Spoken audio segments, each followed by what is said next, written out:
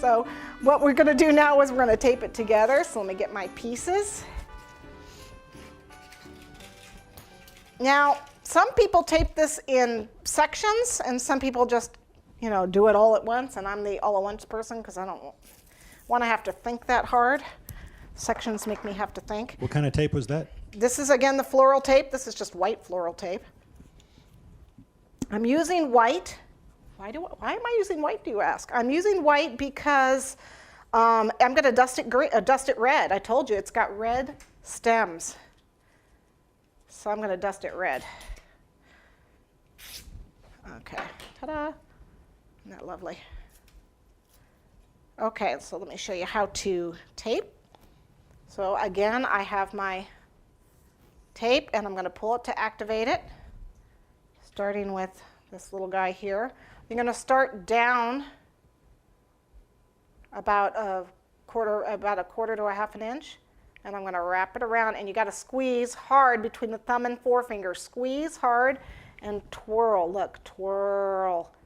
Okay, and then you push it up. This will not work if you're using cloth-covered wire. You're not supposed to be using that anyway. If you are, don't tell me. Okay, paper-covered wire, and I'll just slide it up. Paper-covered is thinner. That's why. Okay, now what we do is just twirl, and then just walk our fingers down to attach it. It basically just wraps the tape around the wire by itself. Okay, so let me do another one.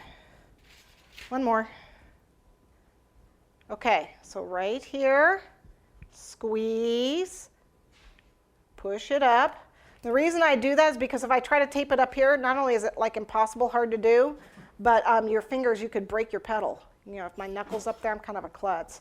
You could break your pedal. So it's best to keep your fingers low and then just push the tape up. Okay. All right, so you need to tape all these. You need to tape all these, okay? These aren't as important to keep your hands low, but again, squeeze it, push it up, and then I continue wrapping. Now all you do is kind of twirl it and see how it's kind of wrapping around on its own.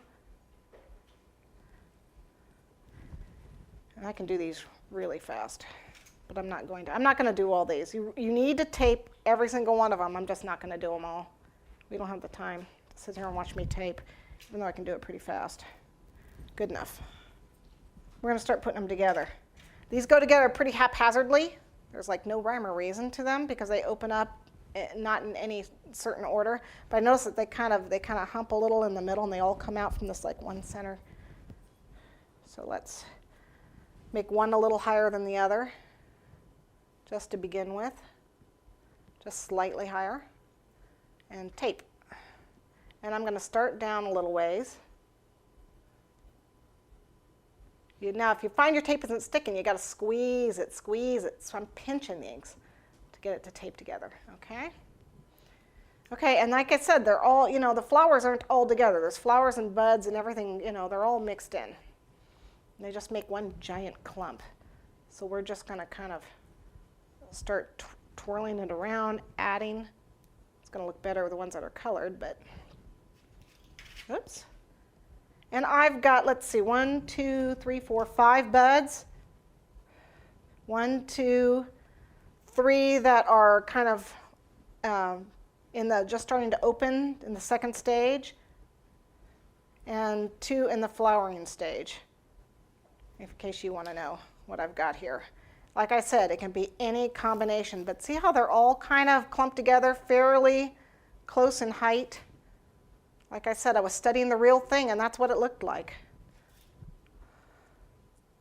It would look better if they were all colored, but you'll get to see that in a minute. Okay.